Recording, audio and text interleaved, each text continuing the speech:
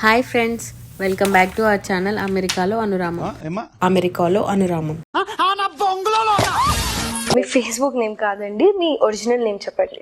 Anusha.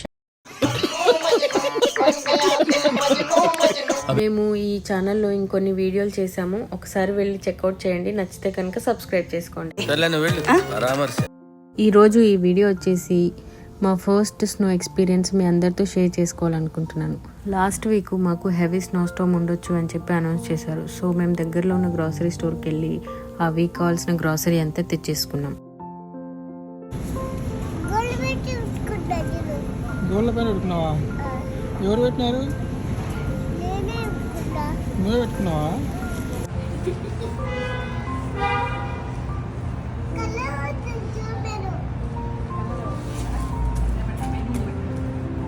Announce చేసినట్టుగానే ఆ రోజు night మాకు స్నో స్టార్ట్ అయింది.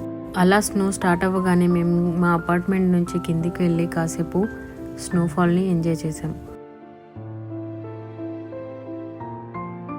యాక్చువల్గా వెహికల్ లైట్స్ అండ్ స్ట్రీట్ లైట్స్లో స్నో చాలా బ్యూటిఫుల్గా కనిపించింది. వచ్చిండా సైంటిస్ట్. మా తన్వి అయితే తన ఫస్ట్ స్నోని బాగా ఎంజాయ్ చేసింది. పైనుంచి స్నోమ్యాన్ పడుతుంది అనుకుంటూ గెంతుతూ బాగా ఎంజాయ్ చేసింది. సో ఫాస్ట్గా నెక్స్ట్ డే మార్నింగ్ లేచేసి తన్వికి బ్రేక్ఫాస్ట్ చేసి రెడీ చేసి మేము ఆఫీస్కి బయలుదేరిపోయాం.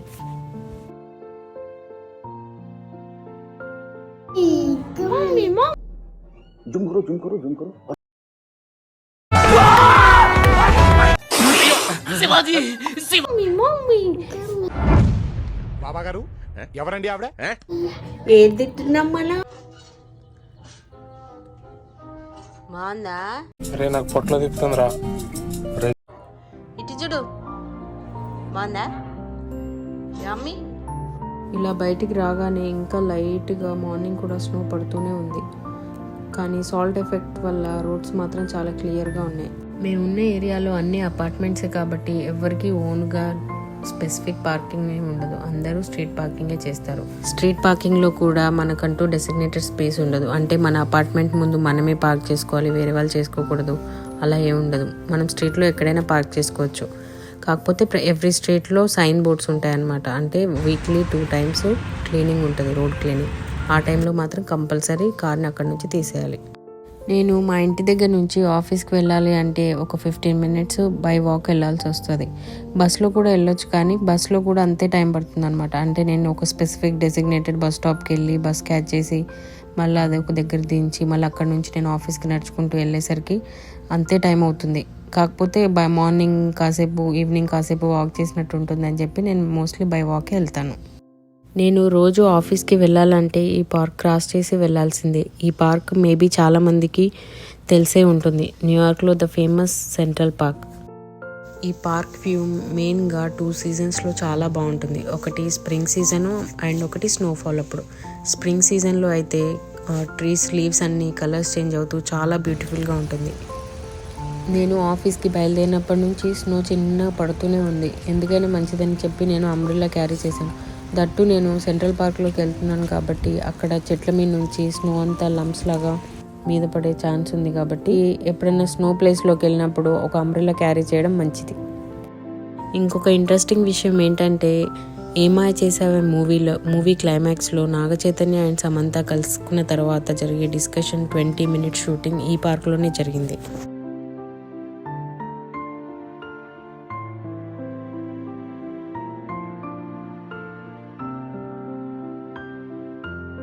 ఇలా మంచు పడుతున్నప్పుడు స్కూల్స్కి ఆఫీస్లకి వెళ్ళే వాళ్ళకి ఎలాంటి ప్రాబ్లం అవ్వకుండా ఉండాలని చెప్పి office time schools time start అవ్వడానికన్నా ముందే గవర్నమెంట్ వాళ్ళు ఈ రోడ్స్ అన్ని వాక్వేస్ మెయిన్ వాక్వేస్ అన్నీ నీట్గా క్లీన్ చేసేస్తారు.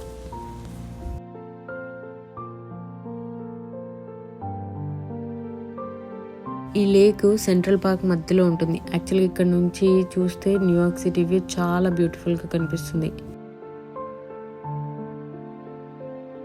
ఈ central park first public park built in America. అందుకని దీన్ని మ్యాన్ మేడ్ వండర్ అని కూడా అంటారు. అండ్ ఇది వరల్డ్లో ఫేమస్ పార్క్ అన్నమాట.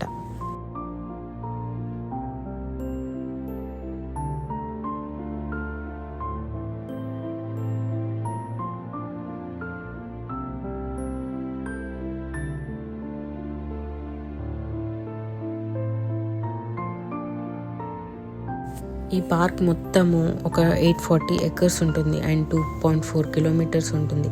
ఈ పార్క్ని మెయిన్ అకేషన్స్లో అంటే న్యూ ఇయర్ అప్పుడు, ఫైర్ వర్క్స్కి, క్రిస్మస్ సెలబ్రేషన్స్కి చాలా బాగా డెకరేట్ చేసి టూరిస్టులను అట్రాక్ట్ చేస్తూ ఉంటారు.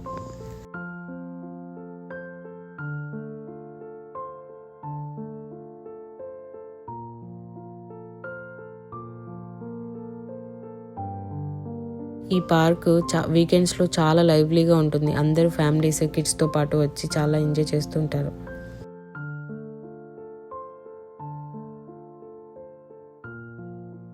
ఈ సెంట్రల్ పార్క్లో మొత్తం ఒక 36 బ్రిడ్జెస్, 50 వరకు fountains and 21 official play grounds అంటే క్రికెట్, ఫుట్బాల్, వాలీబాల్ అలాగా అండ్ ఒక అఫీషియల్ జిమ్ అలాంటివి చాలా ఉన్నాయంట.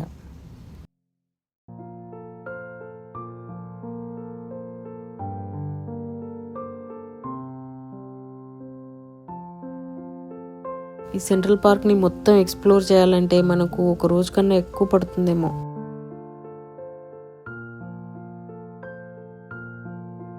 ఇంకొక ఇంట్రెస్టింగ్ ఫ్యాక్ట్ ఏంటంటే దీన్ని మ్యాన్ మేడ్ పార్క్ అని ఎందుకంటారు అంటే దీంట్లో ఉన్న అన్ని లేక్స్, మౌంటైన్స్, హిల్స్, స్లోప్స్ అవన్నీ వాళ్ళు క్రియేట్ చేశారంట. అవన్నీ న్యాచురల్లా కనిపిస్తాయి కానీ న్యాచురల్ కాదు, వాళ్ళు జస్ట్ క్రియేట్ చేశారు.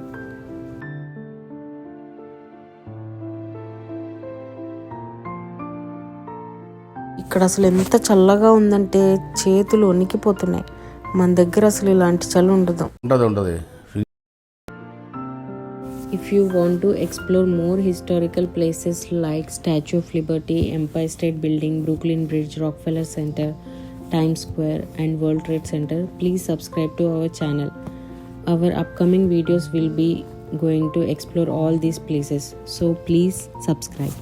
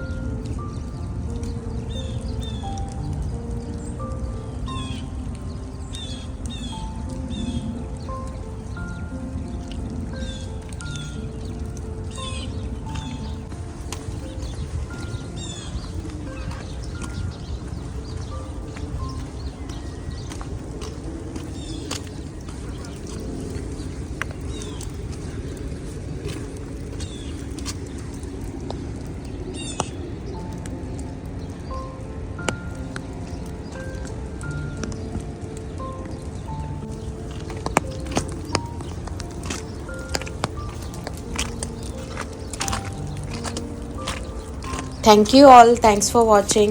Please do like, share and subscribe to Americalo AnuRamam.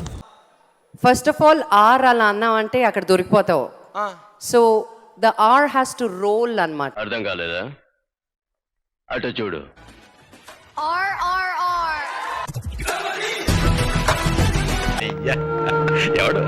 ఎవడు